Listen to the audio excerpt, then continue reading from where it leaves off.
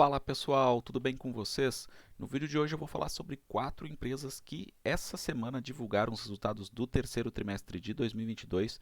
Então eu estou falando de Bradesco, também vou falar do Itaú, da B3, né, a Bolsa Brasileira, e ao final do vídeo eu vou falar sobre Banco do Brasil.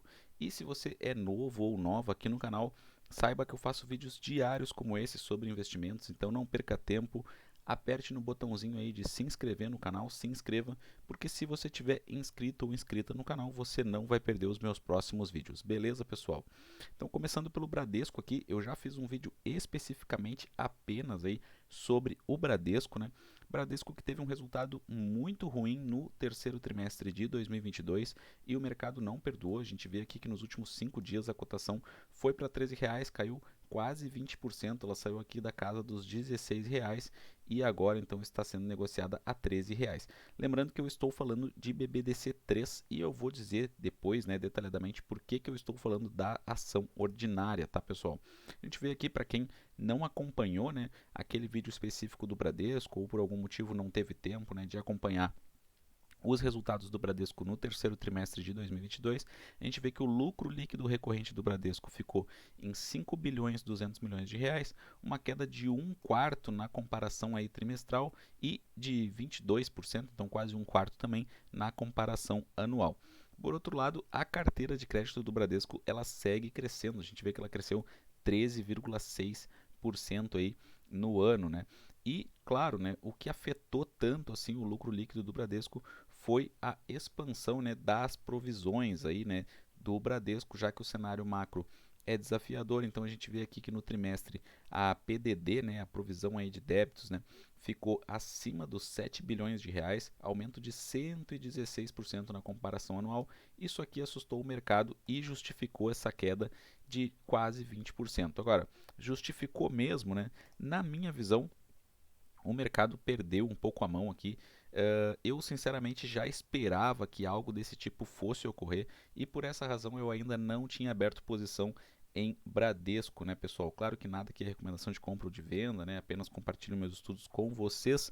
Mas por que eu digo isso? Porque quem acompanhou com atenção os resultados do primeiro trimestre e do segundo trimestre do Bradesco e do Santander, em especial esses dois bancos privados, né, já tinha verificado lá que a PDD ela realmente estava crescendo e que em algum momento essa bomba aqui ia explodir. Agora, eu vejo isso aqui como um excelente ato aí de gestão do Bradesco, na verdade, né, que está se antecipando ao problema desde o começo de 2022. Então, por essa razão, eu acho um pouco exagerada essa queda do Bradesco, pessoal.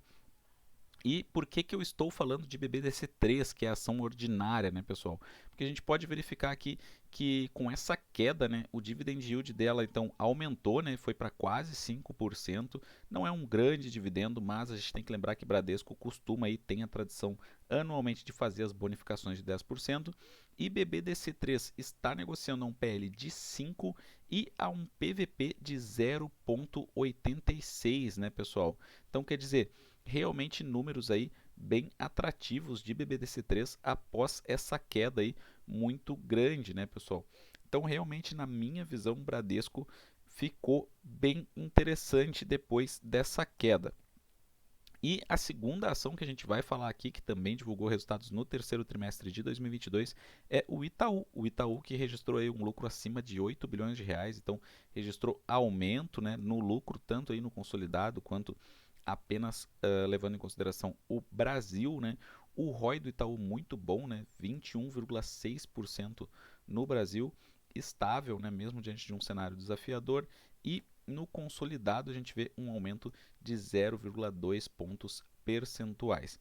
A carteira de crédito do Itaú no Brasil aí acima dos 900 bilhões de reais, no consolidado, né, levando em consideração a América Latina, tudo mais, mais de 1 trilhão e 100 bilhões de reais, então carteira de crédito aumentando também. Então realmente o Itaú aí com números muito bons, né?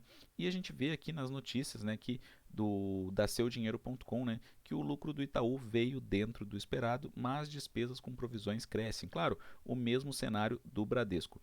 Em termos de qualidade de crédito, eu acredito que o Itaú, né, esteja na frente do Bradesco, tem uma qualidade de crédito superior. Itaú e Banco do Brasil, né, são os bancos que, na minha visão, têm uma qualidade de crédito melhor. Santander e Bradesco têm uma qualidade de crédito inferior, né, pessoal? Mas o tema qualidade de crédito realmente foi aí o grande tema da temporada aí de resultados dos bancos, né? Então a gente vê aqui que o Itaú aumentou as provisões contra inadimplência, expansão contínua, né, da carteira de crédito. A gente viu que a carteira de crédito do Itaú segue crescendo, né? Mas essa expansão num momento de cenário macroeconômico aí mais complicado faz com que a inadimplência aumente, né? A inadimplência aumentando, os bancos precisam aumentar as provisões, isso afeta o lucro.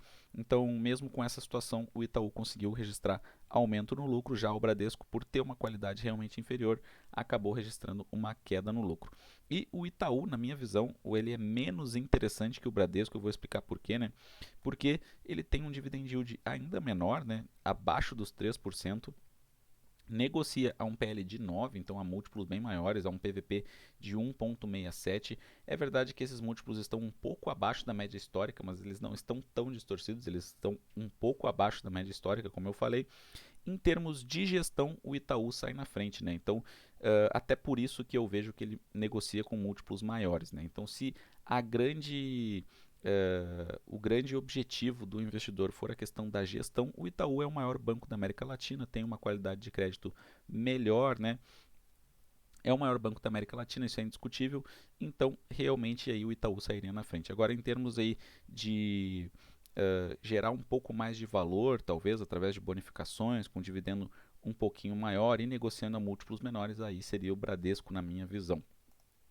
E mais uma empresa que nós vamos falar aqui no vídeo, a B3. A B3 registrou um lucro líquido recorrente aí de 1 bilhão 153 milhões de reais, uma queda, né, na verdade, de 10,7%, na comparação trimestral ali com o segundo trimestre, uma queda de 5,5%. E a B3, né, pessoal, a gente tem que entender que ela atua principalmente, né, principalmente no mercado de renda variável. É verdade que ela atua em renda fixa também, mas ela é a dona da bolsa de valores, então ela atua principalmente no mercado de renda variável e o momento atual não é tão favorável assim para o mercado de renda variável, pelo contrário, é um momento desfavorável, então isso afeta os resultados da B3, a gente tem que entender isso, né? Então a gente vê aqui que no relatório que acompanha as demonstrações financeiras, a B3 justificou o resultado com uma conjunção de motivos. O primeiro foi o ambiente ainda adverso para o mercado de renda variável, que é o que eu estava falando, composto pela continuidade da guerra da Ucrânia, pressões inflacionárias, elevada taxa básica de juros, a famosa Selic, hoje em 13,75% ao ano. E aqui utilizando o Scanner Pro, do Scanner da Bolsa, tem o link na descrição aí embaixo, se você quiser testar gratuitamente por 7 dias. E também, depois de assinar, você pode cancelar no momento que quiser, ao estilo Netflix. A gente vê aqui, né, a taxa Selic. Eu gosto muito de usar o Scanner Pro do Scanner da Bolsa para verificar esses dados aqui macroeconômicos, né? A gente tem isso de fácil acesso aqui nessa plataforma, então a gente vê, né, a taxa Selic ela realmente está bem no alto. É verdade que isso aqui já desacelerou, né, de certo modo, então deve ser mantido por um tempo e depois deve cair, mas esse não é então, né, o momento favorável para a renda variável, porque é normal um fluxo de dinheiro saindo da renda variável indo para a renda fixa, porque tem menos risco e remunerando até melhor. Então, o melhor ambiente para renda variável, né, é esse aqui, né, uma taxa de juros aí mais aceitável ou quando estava bem baixa. Então, agora que essa taxa de juros subiu muito, é normal que os resultados da B3 sejam afetados. E a B3 ela costuma ser uma empresa aí que está muito presente aí em carteiras de dividendos, né, de casas de análise. A gente vê um dividend yield de 4,72, que não é grandes coisas, né, pessoal?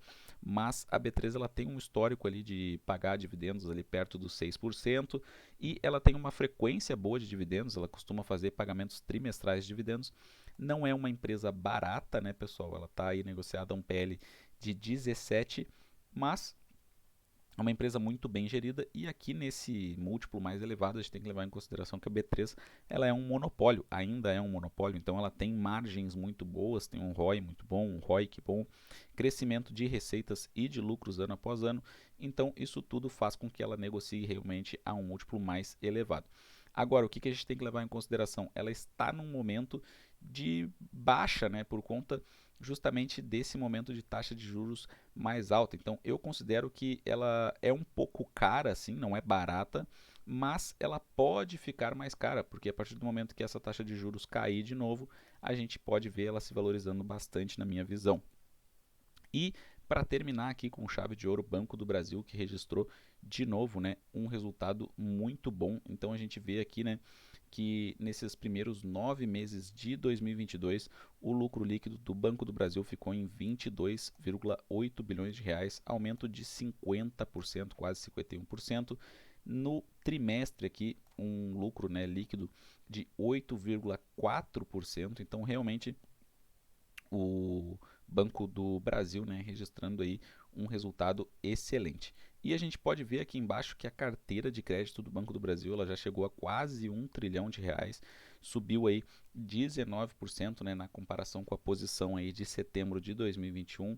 Banco do Brasil tem uma carteira de crédito de excelente qualidade, a gente vê aqui boa parte composta pelo agronegócio, boa parte composta por pessoas jurídicas, então o índice de inadimplência acaba sendo mais baixo, mesmo na parte de pessoa física aí que tem uma parte menor. A carteira de crédito deles é muito boa, porque a maior parte aí, tem grande parte, né, de crédito consignado, servidores públicos federais que tem uma boa remuneração e o crédito consignado tem uma inadimplência muito baixa. Então a gente vê aqui inadimplência acima de 90 dias, né, que são aqueles valores em aberto aí de mais difícil recuperação aí, né, para os bancos. A gente vê aqui o Banco do Brasil com o índice de inadimplência de 2,3%, sendo que a média do sistema financeiro nacional é de 2,8%. O índice de cobertura do Banco do Brasil melhor também do que a média do sistema financeiro nacional. E se a gente for ver o guidance aqui da companhia, né, o guidance do Banco do Brasil, que são as metas aí do Banco do Brasil para 2022, a gente vê que a carteira de crédito ela subiu 20%, sendo que o guidance, né, estipulava um aumento aí de 12 a 16%, então esse guidance foi revisado para cima, né?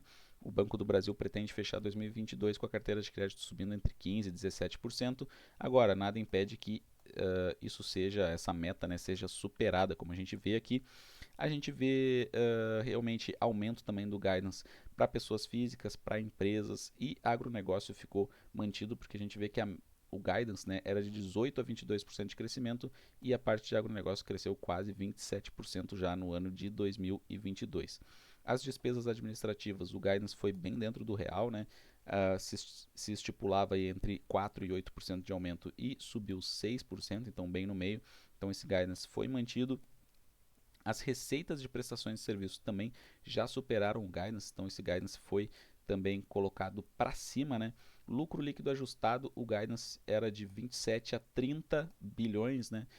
Já foi observado 22,8 bilhões, então o banco entende aí que pode ficar entre 30,5 e 32,5, o que é muito bom para dividendos, né, pessoal? Porque a gente sabe que para 2022 o Banco do Brasil estipulou ali um payout de 40%, né?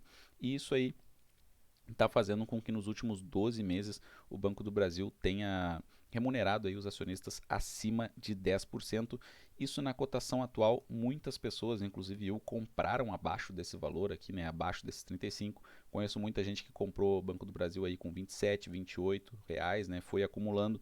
Então isso dá um yield on cost ainda maior. E para quem não viu, né, o Banco do Brasil anunciou pagamentos de juros sobre capital próprio e de dividendos. Então a gente vê aqui a data com 21 de novembro. Quem tiver ações aí do Banco do Brasil nessa data vai receber 63 centavos de juros sobre capital próprio no dia 30 de novembro e vai receber 17 centavos de dividendos também no dia 30 de novembro, né, pessoal? E sempre bom lembrando, né? Sempre bom lembrar aí, em 2021, além desses pagamentos aí em novembro, né? O Banco do Brasil também anunciou um pagamento em dezembro, então nada impede que em dezembro a gente tenha mais um pagamento de dividendos. O Banco do Brasil que costuma pagar 7, 8 vezes ao ano, então realmente paga com uma frequência muito boa e dividendos muito bons, né? Negociando ainda a múltiplos baixos. Então a gente vê aqui a média do Banco do Brasil é 6 de PL, né? Sendo que ela está sendo negociada aí a 3 de PL. O PVP dele está em 0,67, a média é 1. Então a gente vê que o valor patrimonial por ação do Banco do Brasil é R$ 53 e no momento ele está cotado a R$ 35. É claro que por ser estatal tem um risco de interferência governamental. Isso aí a gente sabe que é assim mesmo, então por essa razão o Banco do Brasil costuma sempre negociar a múltiplos mais baixos, mas eu acredito que o banco realmente esteja ainda barato, né? A gente vê ali que, né, se a gente for olhar a média histórica do banco mesmo, a gente vê múltiplos muito baixos, né? E eu acredito que o Banco do Brasil tem tudo sim para seguir pagando bons dividendos aí nos próximos 2, 3 anos. Um exemplo aqui hipotético, né, uma situação muito interessante de a gente fazer é pegar o lucro por ação e dividir pelo valor atual para verificar se fosse 100% do payout, qual seria o dividend yield, né? Então vou pegar aqui 9,45 que é o lucro por ação e vou dividir por 35,52 que é a cotação atual no momento que eu gravo esse vídeo. Então a gente vê aqui que se o Banco do Brasil, porventura, ele distribuísse 100% do payout, distribuísse todo o lucro líquido dele, a gente poderia ver o Banco do Brasil pagando 26% de dividend yield. Claro que essa não é a política do banco, a política aprovada foi de 40% do payout, mas isso aqui é muito interessante para a gente ver o seguinte: o Banco do Brasil está pagando 10% de dividend yield e teria espaço para crescer muito mais. Então a gente vê que isso é o que gera valor para o acionista no longo prazo, já que a gente sabe que as cotações elas seguem lucros. Então quer dizer, às vezes a gente vê alguma empresa aí que paga 5% de dividend yield e se a gente for fazer esse exemplo hipotético aqui, né, pegar o lucro por ação, se ela distribuísse 100%, ela distribuiria 6%, né? Então quer dizer, paga 5, se distribuísse 100%, pagaria 6% ao ano, então não tem mais muito de onde tirar. Agora no Banco do Brasil é o contrário, né, pessoal? A gente vê aqui pagando 10% de dividendo nos últimos 12 meses e tem mais de onde tirar aí para dividendos e para gerar valor ao acionista também de outras formas. Então, pessoal, quero saber o que vocês acharam desse vídeo. Eu estou testando um novo formato de vídeo aqui no canal. Espero que tenham gostado. Deixem comentários e sugestões aí, fiquem à vontade. Falem sobre essas ações, se vocês têm carteira ou não, se gostam ou não. Eu aprendo muito com vocês nos comentários, por isso eu leio e respondo todos os comentários aqui do canal. Um forte abraço a todos e até a próxima.